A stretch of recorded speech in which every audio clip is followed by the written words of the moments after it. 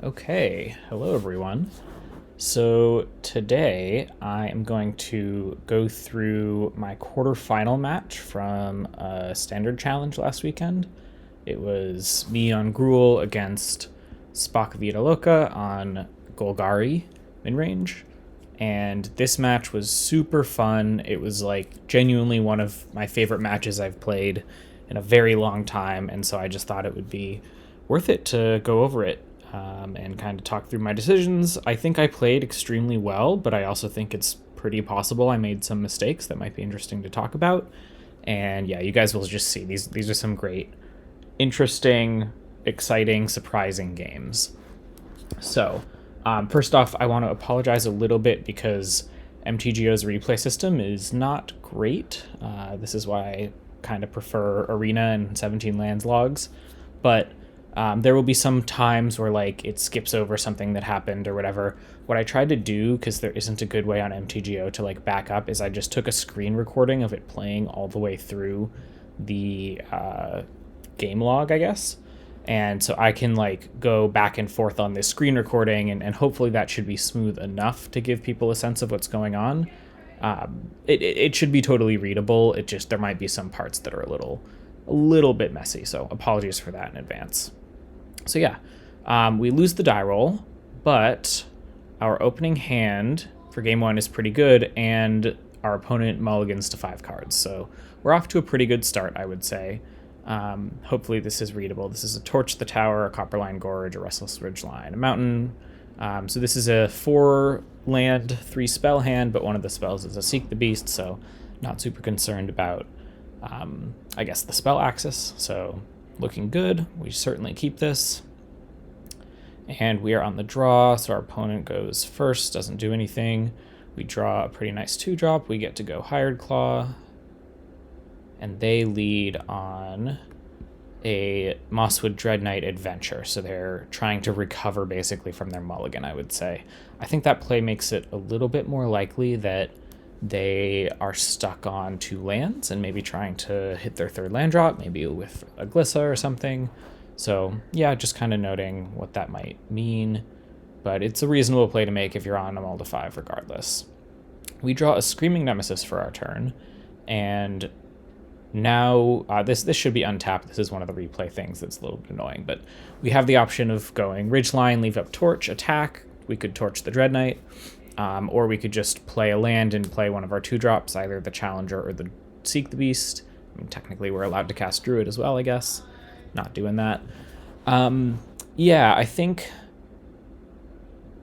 this is a pretty easy spot where I want to play a 2-drop, and that's because we have the Screaming Nemesis. That actually, I believe, might even change our play, where now I have an expensive card in hand and I want to make sure I'm using all my mana as much as possible. It gives us a good thing to do on turn 3 as opposed to whatever we see off of Seek the Beast. And so I'm often pretty partial to Seeking on turn 2, but our opponent's on a mulligan, they're digging for lands, and because we drew a good thing to do on turn 3, I kind of want to just get aggressive here. So I ended up going with just playing out the Challenger. Muppet Theory stays, well, I guess defeated. And we attack them for 4, and they untap and they play a Sentinel. So a 3-drop, not quite as scary as Glissa, but still something that's pretty intimidating, I would say. It's not super easy for us to attack past. And yeah, we go to our turn. And okay, yeah. I'm not sure exactly what's happening here. This replay just skip a turn cycle? It kind of did. Okay, well, for our turn, we played a land. I think it was a Ridgeline. It should be tapped, and then we passed. I think we're planning on Seeking the Beast here. They untap. They attack us with the Sentinel. Wow, this is actually worse than I thought. Oh well, we'll deal with it. So they attack us with the Sentinel. We take. There's really no good block here. I mean, we could Seek the Beast, Prowess, and double block, but any single removal spell, their lands should also be untapped here. Any removal spell just completely blows us out, and we're okay just taking 3 damage, so we do that. And then we... Okay, this is what it actually looks like. This is their turn 4. So they attack us, we take, they play out the Dread Knight, and then they pass. So they're not using their maps here, which makes me think they probably have a removal spell. We, of course, are Seeking the Beast on their end step, so we do that. And we hit Druid and Mouse and land. Oh, I guess we have Druid and Mouse and land. So we untap. We draw another Nemesis. So again, our hand is pretty clunky. This is our Questing Druid turn, so we're sort of forced into playing the land for sure, and then Manifold Mouse as well. The question is, are we offspringing it, or are we getting our Druid started? It's a little bit tough to say. Screaming Nemesis is pretty good fighting on this board, and so I'm planning on kind of casting them over the next couple turns and hopefully stabilizing from there. So kicking the mouse, offspringing the mouse, is sort of a long game play because it's not really that relevant in combat currently. They just can't get past the Nemesis super effectively unless we draw a Monstrous Rage. But it's better into the single removal spell that I believe our opponent has, because I would much rather lose our Challenger than lose our mouse, just because that card is like the enabler for both other things, and we have a Soulstone Sanctuary out already. And yeah, just generally, offspringing mouse is better into 1-for-1 removal, especially if your opponent's on a mulligan. You know, we're a little bit worried about getting pressured with these maps and the Mosswood and our life total, but I still think kicking the mouse makes the most sense, so we do that here. And we actually attack with this Emberheart Challenger with Double Strike and Trample. This is a play that I don't think a lot of players might make, just because they're not used to sort of aggressively trading with this card. But we have a hand that is pretty full of good stuff to do on the board, so it's less valuable for us to get the exiles off of the Challenger. We have a lot of ways to spend our mana, I guess is how I would put it, even, you know, especially including the Questing Druid. And this Sentinel is a big problem, so we're kind of happy to trade one of our pieces of cardboard for it, even if that piece of cardboard isn't one we traditionally value a lot. And what this also kind of does is force them to either take 4 or use their removal spell on the Challenger if they don't want to trade Sentinel for it. So they do use their removal spell on the Challenger, which is our best creature for now, but that could have eaten a Nemesis instead. So I think I like kind of staying aggressive there, if only to extract more defensive value, I guess is how I would put it, because we're sort of preserving our Nemesis for blocking by baiting that removal spell. And obviously, if they chose to block with the Sentinel, then we're even more happy because, you know, that's no longer attacking us. So they go to combat on their turn, attack with the Sentinel again. We don't really have a block, so we'll take 3. They play out a Cottage, and they pass. So again, not using their maps, just leaving up 4 whole mana, which is interesting. We draw a Thornspire Verge, so that's pretty easy. That can be our land we play this turn, and this is also a pretty simple turn, I would say. There's a chance we could, like, go to combat, attack with everything, try to torch the Sentinel, but because they're likely leaving up removal, that doesn't seem very good to me, and I just want to keep developing our board, hopefully put a creature on the board that might actually be a good blocker for the Sentinel, and start building up this Questing Druid again to just, like, build board presence. They're down to 2 cards, so, like, I'm feeling pretty confident that if we can just stabilize here, we're going to have a much better late game than they will. So we do this, we play Druid, we play Nemesis, don't have any good attacks.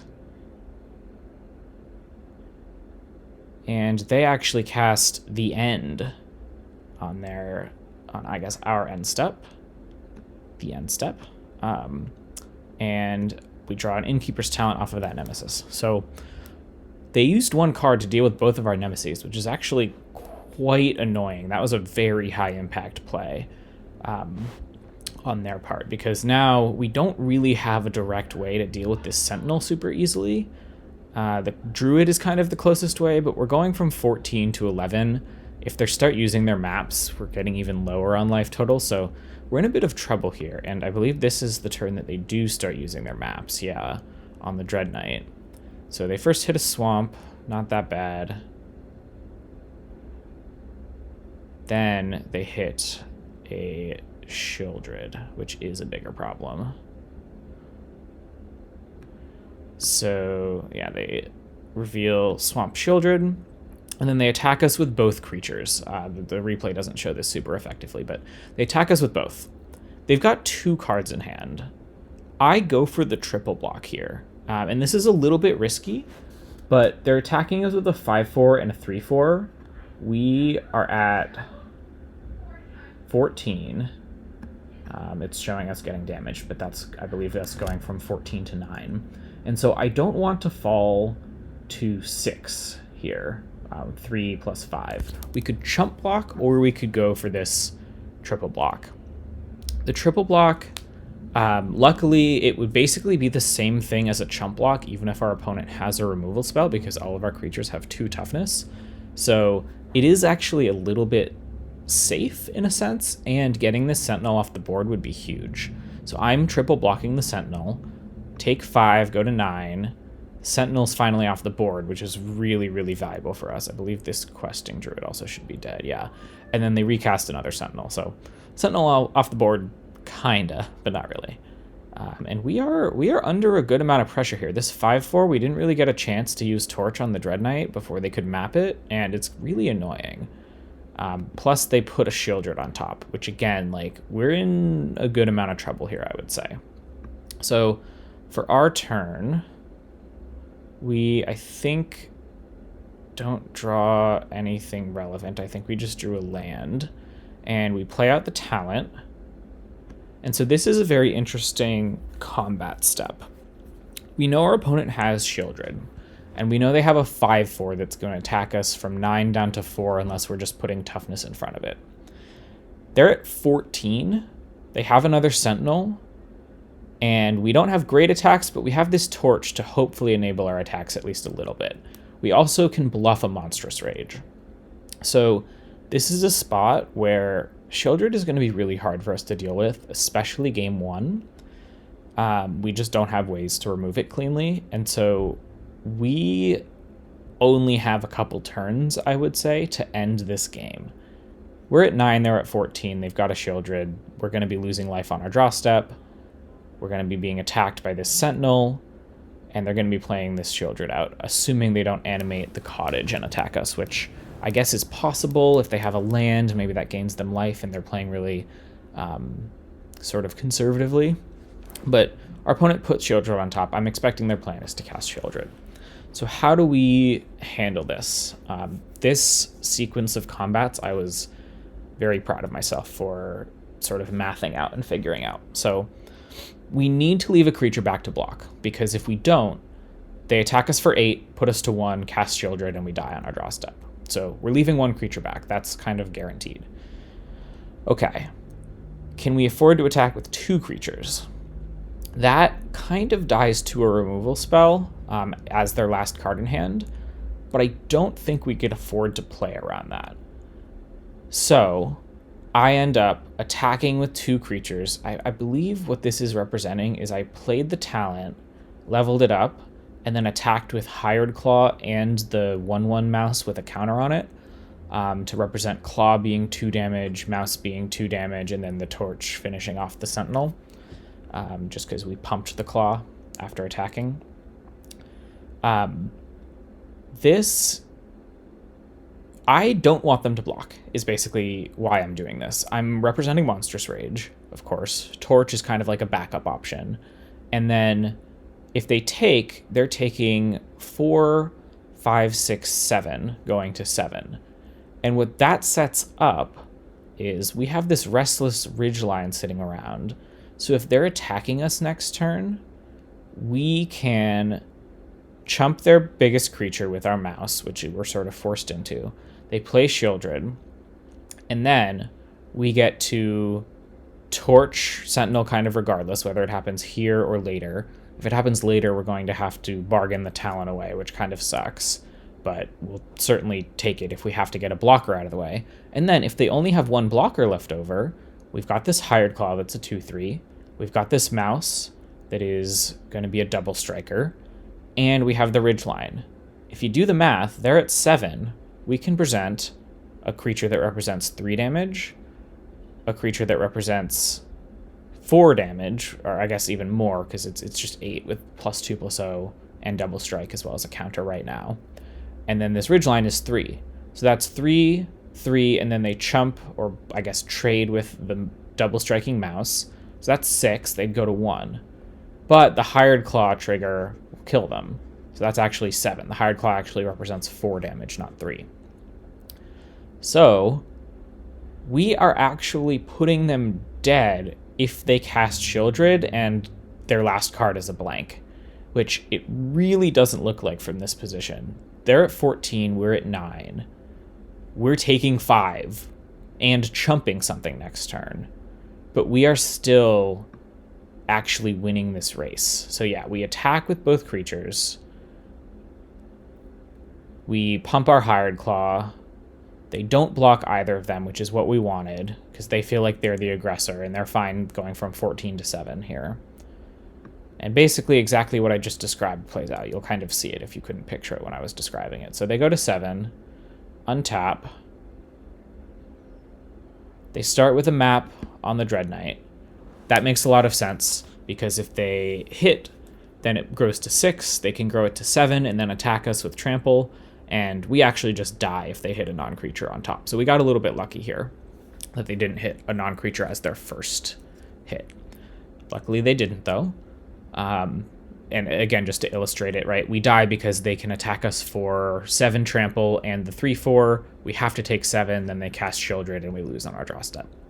So we got lucky. We dodged a non-land. That was step 1.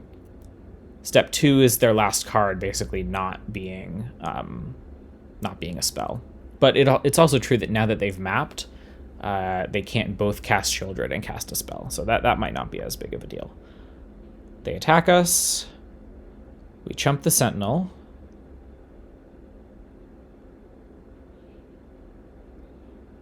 And we don't have to torch yet. So we just let that happen. We go to 4. Then their next play is mapping this Sentinel because they drew this swamp.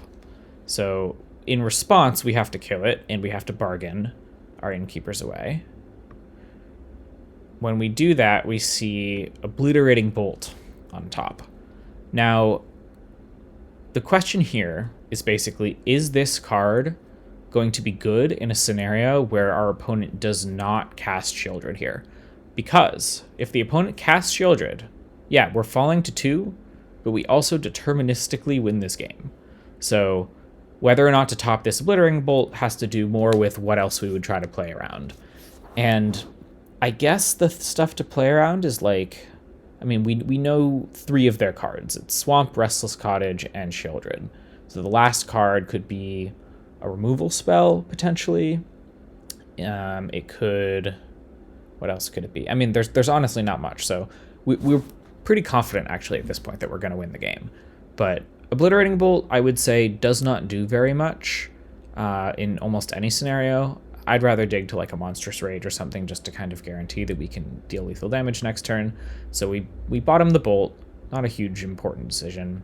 They play Shieldred, and we get to untap and kill them. I just think that, like, yeah, I think we got pretty lucky mapping and, you know, them missing on the map there. But we played this game using all of our mana as much as possible. The triple block on the Sentinel just to save life that one turn was huge. The combat step where we attacked 2 creatures into Sentinel, hoping to bluff Monstrous Rage and get them through just to push damage because we knew we were dead in 2 turn cycles to the Shieldred. And then setting up this very tricky plan where they're actually just barely losing this race, even though we're falling to 2. I'm really, really proud of having scraped this one out, even though we were on 7 cards and our opponent was on 5. They just had like creatures that lined up really well against ours, and we were still able to kind of sneakily win a race. So that was game 1. We stole game 1, kind of, even though they were on a multi-5. opening up game 2. Yeah, I know this is game 2 because it's a 10-minute timestamp. Game 2 was the longest one by far. So, game 2. We are again on the draw. We see a mono red hand, but this hand, pretty good, I would say. I mean, the rock face makes it a lot better. Otherwise, it would just be kind of a bunch of threats and nothing really to back them up. But this is a hand, it's totally functional. We get to present threats over and over and over again and say, you got to kill all of these or else we're going to have some really valuable late game stuff. This hand probably folds to like a Glissa unless we draw a removal spell or a Shieldred. But I think it's just got to be a keep. In this matchup, they can have hands that are heavy removal and not heavy threat. And so this hand like beats those. And also, it's just totally possible to draw your burn spells. If you don't, you kind of accept it. And if we don't, also, it's true that like we could be drawing Manifold Mouse, which does like serve the same role a little bit as a burn spell in that it pushes creatures through large creatures on the other side. So lands and spells, I'm not really going to be mulliganing this hand ever, I would say. We draw Burst Lightning, which is not one of the best cards in the matchup by any means. Develop out our Heartfire hero and draw a Copperline, which is pretty nice just because we do want access to green at some point. We get to get aggressive. They kill a challenger. Little do they know there's more coming. And they play out a Preacher of the Schism. So this is one of the big creatures that we have a problem with. We could try to wait till we get up to 5. We already have 5 lands and burst it. Or we could try to get aggressive and be trading 2 for 1 here. I'm pretty happy most of the time trading 2 for 1 with Preacher. But here, I just think like we have the kind of hand where it's not really beneficial for us to do that. We don't have recurring card advantage besides this rock face on the Ember Hearts. And if they have one more removal spell, I'd rather keep our Ember Hearts around. It's also true that right now, this Preacher is only going to make a vampire on its first attack. So that's a little bit less scary. It's going to draw them 1 card before we get to Burst Lightning it. And I just think that's not worth trading 2 for 1 when we could just give them a pay life, draw a card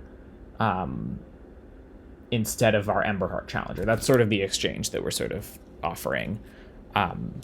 As well as just the fact that like we would be taking 4, but I think we don't care about that a ton in this matchup. So we play it slow.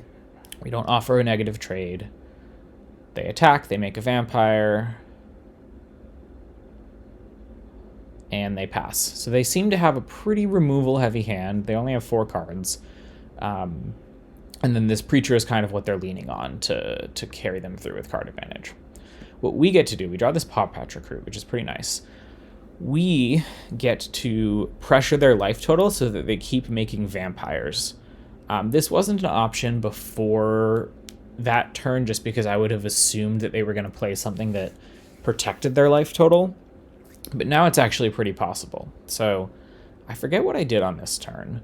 It probably involves offspringing a Paw Patch Recruit. And then it's possible that we Burst Lightning the vampire. But I think because they have this Mishra's Foundry active that we might want to wait until we attack and see what they do for that. So yeah, we offspring the Paw Patch. This sort of forces them to spend their removal now. Noting, actually, that we are keeping up this Karplusan Forest intentionally. We're doing that because of the Preacher. If they end up paying life in some way, or it's basically just a way to manipulate our life total. So if they try to tie the life totals, we can go down 1, and we're sort of planning on going down 1, in fact. Also because we're not totally expecting this vampire token to be in combat necessarily. So they don't cast any removal in response to the Paw Patch, so we're kind of golden there. We don't actually have to worry about that too much. We attack with just the Emberheart because they do have this Foundry. If they animate the Foundry, we Burst Lightning it because it would block the hero really profitably, and then they just trade off the vampire token for the hero, and we're still pretty sad about that. So we just attack with the Challenger.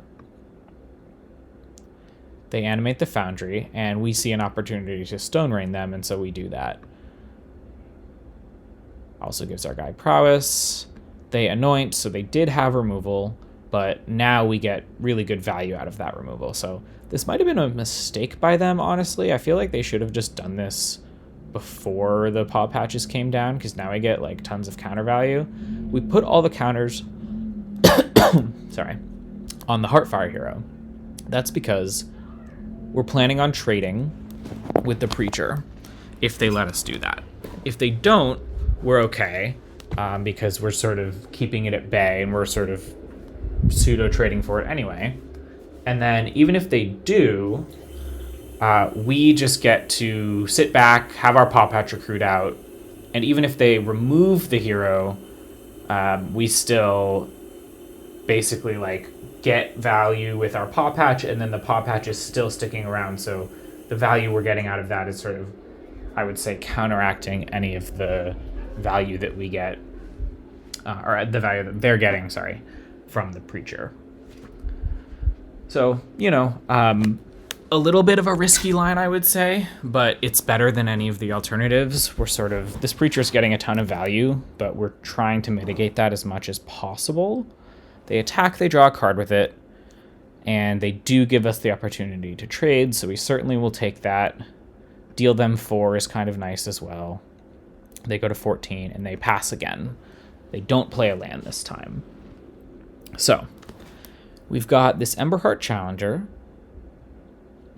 We've got a good amount of protection against removal, with this Snakeskin especially. And they've got 4 cards, and they didn't play a land, and they didn't play a creature. So there could be like double green cards in their hand that are stranded a little bit, like an Obstinate Baloth or something like that, but I'm more thinking that they just have a hand that's pretty full of removal.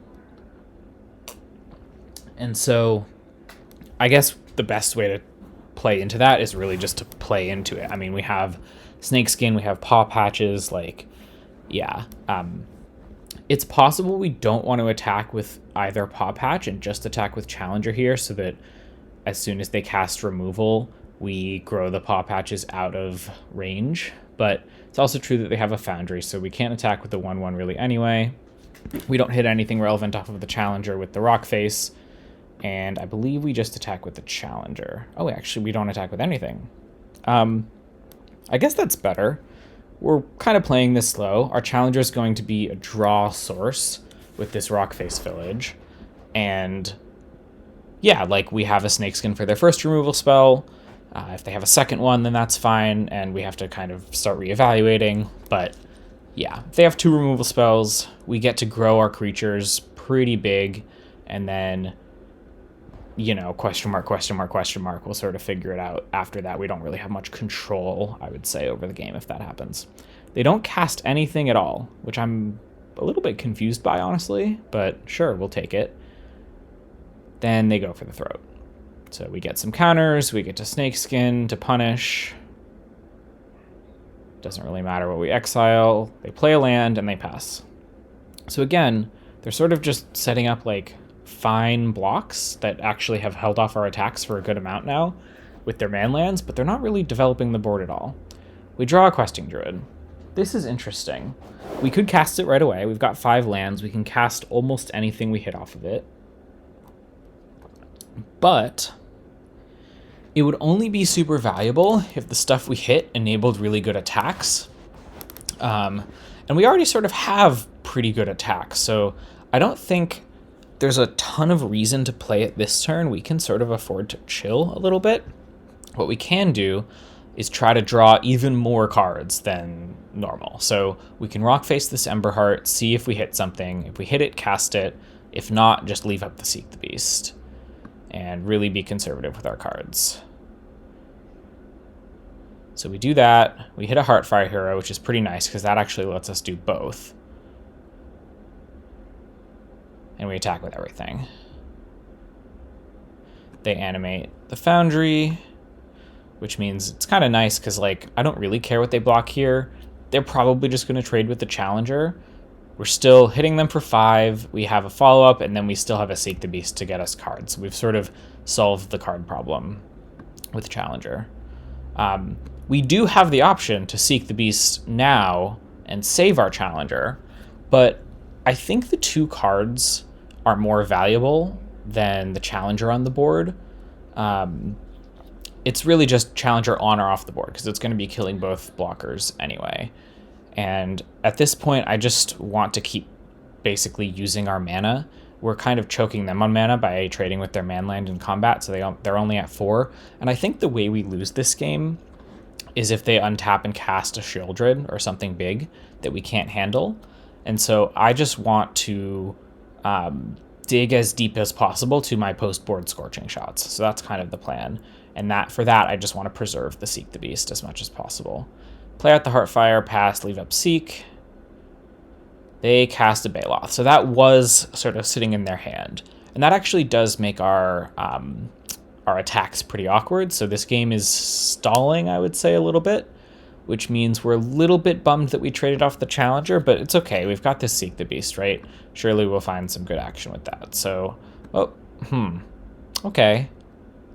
Not great. Not great. Ooh, that's painful. Huh. We actually don't have anything to do. That is a pretty unlucky outcome, I would say. Very rare that you top deck 3 lands in a row in a late game situation with this deck, especially 3 lands that aren't man lands or don't really do anything. But, you know, it's okay. We're still probably fine. We're only facing down 2 cards on the opposing side. So play this Copperline, play this Questing Druid, Rockface Hero. We don't have any attacks, so we just do that and pass.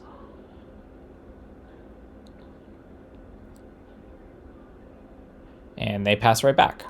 We draw another land. So, all right. This is, I guess, kind of a board stall. We do get to attack with the hero this turn, which is kind of nice.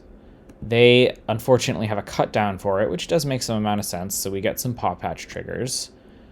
We get to put them on... Let's see, where did we put them? Yeah, we put 1 on each. Basically because we're going to be attacking with this 4/3 Paw Patch.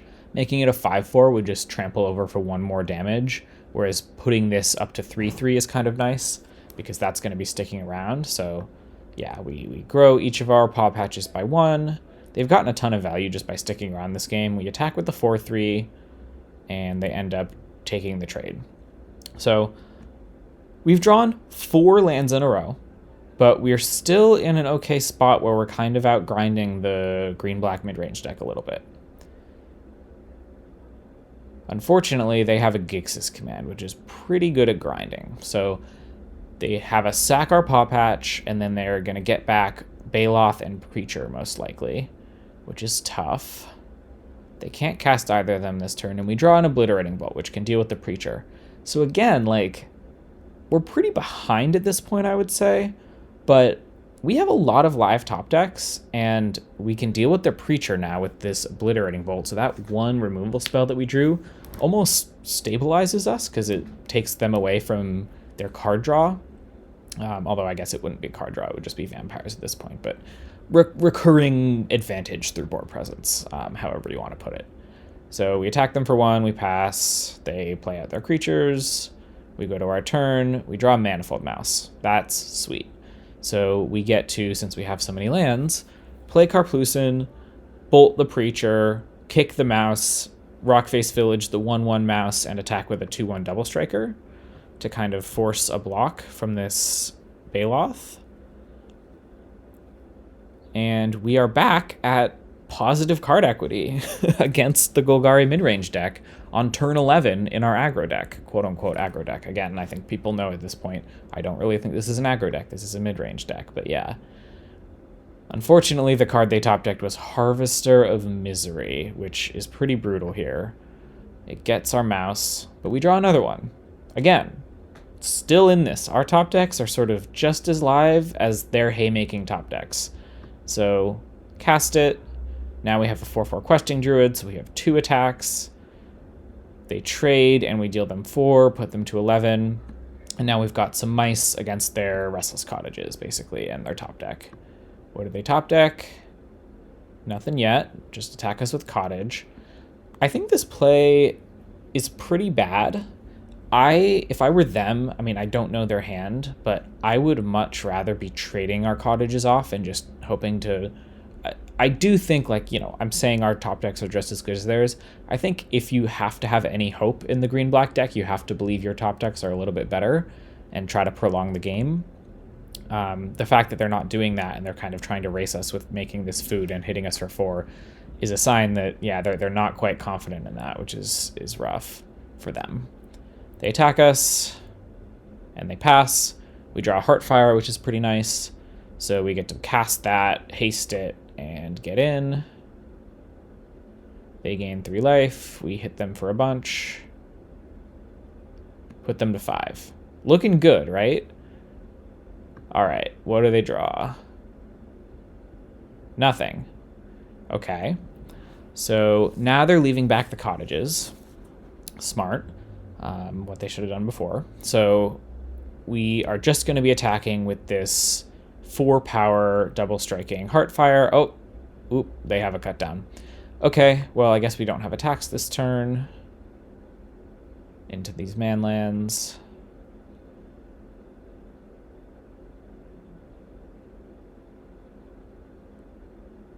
All right, they play out Sentinel. Again, just top deck after top deck. The cut down, the Harvester, the Sentinel, the Baloth, the Gix's Command. I don't know if that one was a top deck, but probably. They get to explore. They reveal a Harvester. That's pretty devastating because that's going to just wipe our board. Yeah, this no longer looking very good. We draw a Mountain, and that's pretty much game over, I would say. Even though, like, they're at 3 here, right? Let's say we draw Monstrous Rage.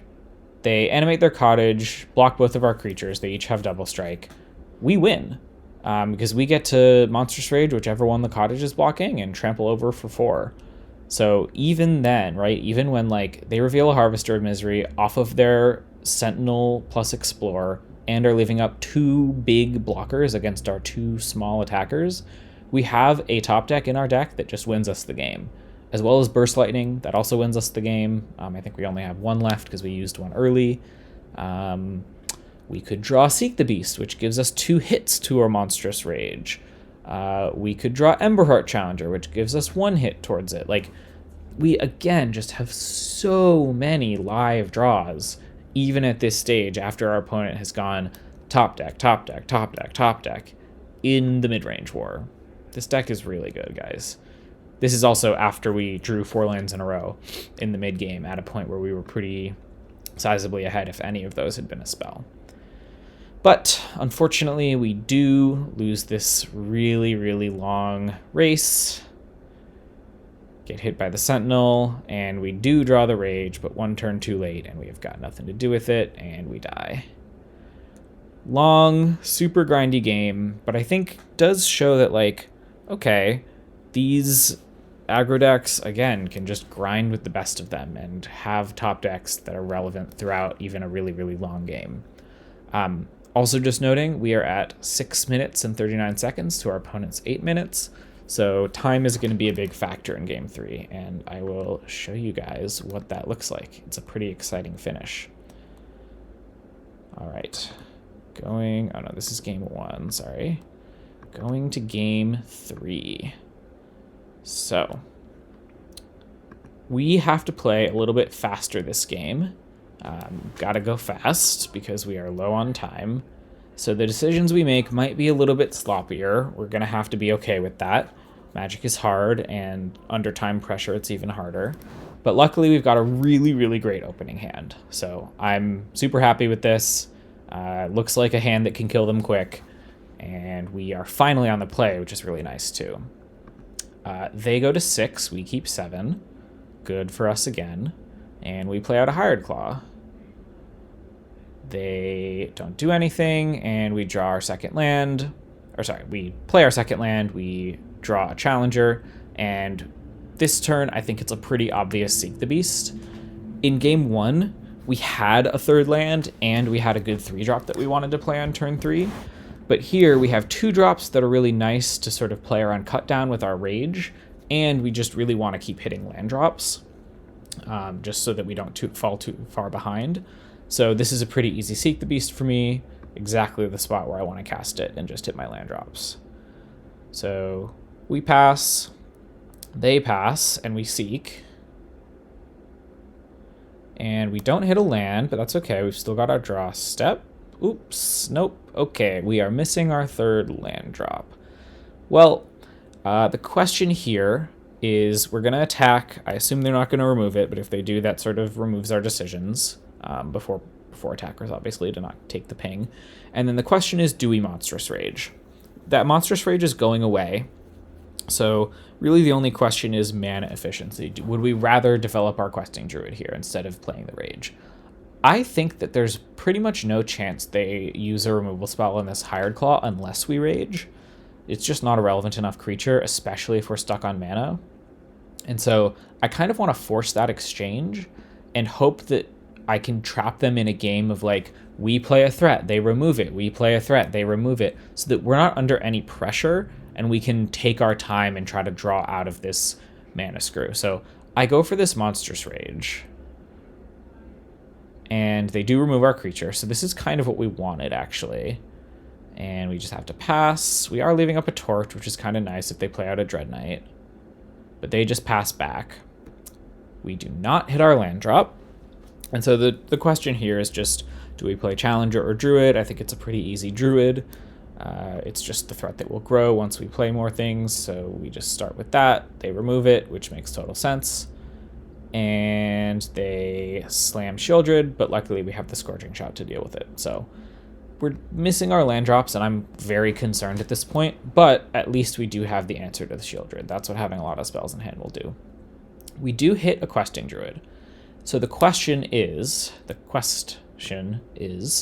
do we Seek the Beast here, or do we Scorching Shot? It's kind of an interesting one. My instinct was that we just wanted to alleviate pressure on ourselves, and the best way to do that was to fire off this Scorching Shot right away. I mean, for one thing, we've seen that they have multiple Sentinels, and so if they just play one and explore onto Shieldred and put it to 6 Noctis, we're in a really big spot, or a really tough spot. I mean, yeah, if we hit our third land, we could go Scorching Shot plus Torch, but then we're still dealing with the Sentinel. That's pretty difficult. And if we Scorching Shot here, it's at least somewhat likely that they don't have any other threats. There's also the factor of just I was behind on time and I was trying to play fast, and usually a pretty good idea to kill Shieldred on sight. So that's what I ended up doing. And we pass, and they play out a Baloth. So Baloth is not the best threat here, I would say. We're not that scared of it. It's going to kill us somewhat slowly. And yeah, like we can kind of afford to take our time. Most of its value in this matchup is in theory as a blocker. And I think because I'm playing this matchup pretty mid-rangey, it's not always true that I care that much about them having a blocker. I can sort of say, okay, you used a card on that. Great, I'm going to turtle up, develop my own cards, my card advantage engines with Ember Hearts and stuff, and kind of win a mid-range war because you're playing an Obstinate Baloth in a mid-range battle. But regardless, you know, it's not a bad card, certainly. It's like good at keeping you alive. Finally, on our turn 6, we do draw our third land drop. And so the question here, do we play out an Emberheart Challenger, leave up a Monstrous Rage, or do we start on Seeking Beasts? And here, at this point, I just want to start hitting our land drops. Like, finally, we've stabilized to some extent, gotten into a position where we're able to cast the Seek the Beast and start hitting some more land drops and start clawing back into this game. And I'm okay taking a little bit of damage to do that because I want to turn the corner quickly. This is a great hand for doing that. We've got double Monstrous Rage, we've got this Questing Druid, which is really nice and grows really quickly with rages, these challengers as well. So really the way I'm seeing us lose this game is if we don't hit our fourth land drop next turn. So I'm going to Seek the Beast. We do that. They attack us for 4. And they develop a Sentinel. So now we're pretty far behind on board. We're at 14, which is not a lot of life. And we are just desperately trying to hit our land drops with this Questing Druid. They also explore hitting a swamp. Okay. We Druid into again. Not our 4th land drop. Great. And we draw. Okay, another druid. Again, not our 4th land. At this point, yeah, okay. We've got to be a little bit protective of our life total. We can't really afford to seek the beast yet again just to try to hit lands. Yeah, it's just not possible. So we have to play out this challenger and try to represent a block with rage on the sentinel with it. So we do that, we pass. They animate their cottage and they attack, but only with the 4/4s. So they know that we're relieving up Monstrous Rage here. It kind of makes sense for them to play around it. But what this lets us do is just take 4 for this turn instead of 8, which is actually pretty nice. We get to trade with the creature that doesn't cost them mana to use. We're leaving this Sentinel, sure, but we have another Challenger plus Rage to kind of threaten it, I guess I would say. And we're only going to 10, which is not too bad. We draw another non-land. Okay, what are we doing here? So we're at 10. They, on their turn, can go activate Restless Cottage. That's 1, 2, 3, 4. Then if they have an untapped land, which it kind of seems like they do because they haven't really had much else to do. One of the reasons we're not dead, I believe, this game is they've just drawn a lot of lands and had kind of a slow pressure hand, maybe I would call it. That's, again, pretty normal out of Golgari. But they play a land, they animate 2 things, we play out Druid and Heartfire, we've got a 2/2 and a 1/1. They attack us with everything. We could trade for the Foundry and take 7, go to 3, or we could just let it all through and take 9 going to 1. That's pretty scary.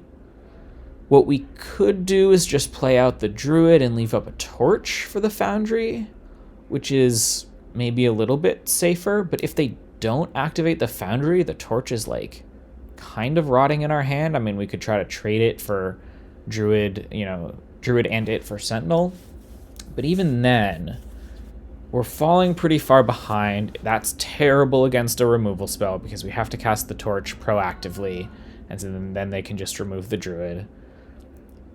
It's pretty rough. So what my plan here is I'm going to play out the Druid and the Heartfire hero, and then I'm going to fall to 1. I just think falling to 1 is the right line here. They need to use their mana to activate their board and activate their creatures, and the way our hand works is it's very explosive, but only if we're able to take a turn off of blocking to be able to develop. So we kind of do the scary thing here. They sack their food, no big deal. And yeah, they do exactly what we expected. They have an untapped land, they animate the cottage, they animate the foundry, and attack us with all. So again, this is kind of a gut check moment. Like, okay, we're low on time. Luckily, they're actually lower. We've gotten ahead on time, which I was playing incredibly quickly here. We get to choose to fall to 1, or to take this trade, or to take this chump block. I don't think many players would just say no blocks here. Maybe some will. I'm not saying I'm like insane or anything, but like I think this is a very, very difficult decision to make, especially under time pressure, but I believe it's very correct. The plan is to draw land next turn and then be able to develop Challenger, leave up Torch and Rage, so that even if they go a little bit wide with their attackers, let's say they have like removal spell, animate foundry, or something like that, we get to leave up a Torch to deal with one of the foundries and still block with 2 creatures on theirs. So essentially the reason I'm doing this is we basically just have to be optimistic about this game. We have to assume that they just have like lands or no action in hand and figure out a way that we can actually win the game instead of just losing the game more slowly. And I truly believe the way we win this game is by just like being able to develop our board to a point where they can no longer attack us. And we need a wide board. Chump blocking is terrible with that strategy. throwing away the questing druid when it's one of the only creatures we're ever going to be able to realistically trade with a cottage or a sentinel is pretty bad. And so we just have to accept the fact that we're falling to 1 and that's kind of scary here. We go to 1, we do draw the 4th land, finally, but like obviously if we didn't, then we would just pretty much be dead. So we play out a challenger. Oh yeah, the 4th land was a Copperline Guard, so we don't even get to leave up Torch plus Rage. We can only leave up Torch or Rage. So we do that, play the challenger, and now is kind of the moment of truth. Can we stabilize this game? If they play a Sheoldred, we just lose instantly. If they don't, though, I'm not even sure they have good attacks. Let's see, they've got enough to animate Cottage and Foundry, or just 2 Foundries. They would need an extra removal spell to get rid of a blocker, in which case we can have a Torch that would still let us survive. They animate Foundry, and they attack with both. So one of Foundry's abilities is you can give +2/+2 to another attacking assembly worker. So this academy is sort of being represented as a 4/4. Obviously we have this Torch, which is pretty nice. And we have this questing druid. So if we block druid on 3/4, and let's say like Emberheart on 2/2, they can just pass, and then we have to choose whether to torch either like the Sentinel or the Foundry, and then they could pump it and trade with our challenger. And if we like don't do anything, right, then yeah, they just kill the questing druid, which is pretty bad for us. We could double block Druid and Heartfire on Sentinel and block Ember Heart here so that they're kind of forced into action at first. But I think the important thing here again is like we have to be optimistic. For one thing, they've demonstrated that they don't really have much going on, which is obviously quite important, right? You have to kind of believe them when they say that, especially if believing them is sort of your route to victory. They've got 4 cards in hand, which is quite scary. But I think our best block is the one that gives us the highest chance to come out of this combat with a clear win on board. So that's what we do. We go... Oh, yeah, actually what we did is Heartfire Hero on this. I see why we're doing this, because what we can do if they don't do anything is we go Monstrous Rage on Heartfire, they pump it, we trade. But then we also just kill the Sentinel as kind of a bonus, which is pretty nice. That actually is probably a better line. I was thinking through it now, and I misremembered what I did, and I think this is actually a better line, because Rage on Heartfire, we're not super worried about our board being that wide anymore, because we're going to be able to develop this Challenger, and ideally we're killing this Sentinel, so their board only becomes as wide as the amount of like creature lands they can animate, which is not that many. It's sort of fundamentally limited by how much mana they have. And yeah, this is just like a little bit safer of a way to not get blown out in this combat. We obviously have to act first with the way we're doing this, but that's kind of fine because we are actually presenting 2 profitable blocks here. So they pump their Foundry, and we get this block off, which is super nice. They play a land, and they play Llanowar Elves, basically a land, and they map onto it and reveal a Harvester of Misery. Harvester's not very good on this board. It's a good card in the matchup, generally, because it can really blow you out if you have like a Manifold Mouse out. But it's not great here. They keep it on top, and I think that's completely right. It's a 5/4 menace, and we're at 1.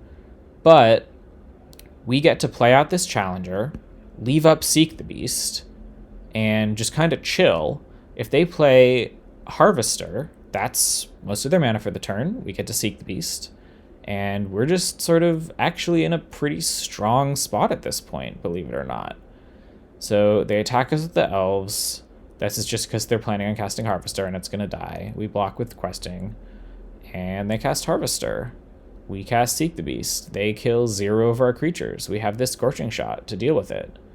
And for what it's worth, like, I'm planning on using this Scorching Shot to deal with the Harvester, because, yeah, Scorching Shot is for Sheoldred, but we are just dead to Sheoldred, so there's 0 point in saving it for Sheoldred, because we would not be able to use it before we die. We exile 2 lands. There they were. And we go to our turn. I guess they cast a Baloth first. That must have been just like in their hand for a long time, because clearly it was hanging out there. They drew the Harvester this turn, we know that. I'm not sure why they didn't play it earlier. I haven't gone back and figured out whether they might have like won the game if they did that, and I don't really know what was going on there, but whatever. And yeah, we draw this Paw Patch Recruit, which lets us keep widening our board in a pretty nice way. Eventually, of course, this turn it makes sense to Druid plus kill the Harvester. And at this point, I could attack with the Questing Druid. I think that would be safe, especially because we have this torch for an animated factory, I forget what it is. And we're pressuring their life total. The only reason I didn't do this is just because they are at a minute 13 left on their clock. And so my goal was mainly just to play fast and time them out as opposed to killing them with damage. It's totally reasonable. Like, yeah, I think an attack here, if both players were at like 10 minutes on clock, I think would have been the conclusion I came to as like being correct. But yeah, this just felt slightly safer in case they went some like sequence of like, I guess, you know, a Harvester actually does kill us, another Harvester. So leaving this back, you know, maybe it's just to play around another Harvester or whatever, that's fine. I guess it doesn't, because we can torch the Baloth and grow our Druid out of that Harvester range, but you know what I mean. Something like that, I guess, is the form of thing I was trying to play around while playing quickly. They draw an Elves. We draw a Snakeskin, which is super nice, just like extra safety blanket protection. We kick our Paw Patch. We torch the Elves, and we attack for 8, leaving up a Snakeskin. So we're sitting very comfy here. I mean, we still die to a top deck Sheoldred, but they're likely only playing 1 to 2 in their deck, and we've already killed 1. So it's pretty unlikely that they draw it, and I don't really think they have many other things that have reach or like can damage us without attacking on the ground. So I actually, at this point, am feeling quite comfortable, and they're at less than a minute. They gain 3 off their food, and they just pass. We attack again. They go to 10. It's pretty much formality at this point. They play a Tranquil Frillback. That doesn't really do anything. It's very similar to Obstinate Baloth. Like, yeah, it can nab an Innkeeper's Talent. The Graveyard obviously isn't relevant. It's really just a 4-mana 3/3 gain 4 in a lot of situations against our deck. It can nab like a monster roll, sure, but it's just like not fundamentally that good of a card against Gruul because it doesn't grind super well. Our creatures are bigger than it a lot of the time, and it doesn't actually get you any cards. It just sort of gains you some life to try to keep you alive. So yeah, we attack with the 8/8 again, just kind of draining out the time. They're at 14 seconds. And we draw a Manifold Mouse, which is pretty nice. It does give us a lot of triggers, so I actually thought for a second about just not casting it, just so that, like, if we ran into a spot of lag or whatever, we wouldn't time out ourselves. But it actually does kind of represent lethal on board, and so I just went for it to get a fair win, I guess you could say. And then we hit a Monstrous Rage off of one of our Emberheart hits, and so that was just like, okay, slam the attack all button, you're dead, and you probably don't even have time to animate your lands to block. And that was true. They timed out trying to animate their lands to block. So yeah, that was my quarterfinal match in this challenge. I feel quite proud of how I played in it, even though you guys can see, like, I don't necessarily agree with all of the decisions I made, or at least I think a lot of them were debatable. I don't think that's mutually exclusive with being really proud of how you played. I think when I was a Magic player for a long time, I thought that to feel good about how you played in a match, you sort of had to believe that you didn't make any mistakes in that match. I guess, yeah, there's this weird part of being a competitive player where you want to feel like you're good enough, and you sort of feel like the players above you don't seem to be making any visible mistakes. And so you sort of feel like, okay, if I'm going to be good enough, as good as the players I see above me who are like having success in these tournaments, I need to feel like I'm not seeing any mistakes that I'm making in a game. And I actually think this match is a really good example of how like difficult Magic is, and how actually the better you get as a player, the more you realize that like it truly is impossible to not make mistakes, and the most important thing to do is to just be able to strategically manage a game in the right way, and sort of prioritize the right things, not make big picture strategic mistakes. The tactical mistakes are also quite important, I think, especially in the early turns of development. Really minimizing mistakes in those particular cases is super important. And then also just trying to minimize like really crucial mistakes where you miss something that actually matters a ton for whether a certain outcome is going to happen or not happen, or like miscalculating lethal, or forgetting to play around a card that would actually completely devastate you in a certain spot. That kind of thing is really important. But if you're trying to play perfectly, where every decision you make can't ever be looked back on as, oh, maybe you should have made a different call, I think you're probably either going to end up playing too slowly, or you're going to use mental energy on things that you could be using it on bigger picture strategic stuff. And really, like, I think playing a match and believing that you made zero mistakes in that match is probably a sign that you need to work on identifying mistakes or identifying opportunities for playing differently. Just because I really think, like, in a reasonable match where, you know, there aren't like mulligans to 5 and people getting completely mana screwed, I mean, there actually were both of those things here, but even still, it was a pretty interesting and back and forth match. It is just not really possible to play 3 games of Magic perfectly. But what is possible is to play them extremely well, and to play perfectly in the spots where you need to play perfectly. Like, for example, that combat at the end of game 1, where I figured out, okay, the opponent has a Shieldred on top, they're likely going to do this specific thing with their next turn, and if I do this specific sequence of things, they will probably play into them in a certain way that gives me a guaranteed win, even though it looks like I'm very behind in this spot. And that's the kind of thing that I'm really proud of myself now, being able to shape those kinds of game plans that are fully involved with both the things going on my side, the things going on my opponent's side, and using like logical deduction, even a full like turn cycle or 2 down the road, to figure out what is going to happen here and how can I shape this in the way that I want to. Yeah.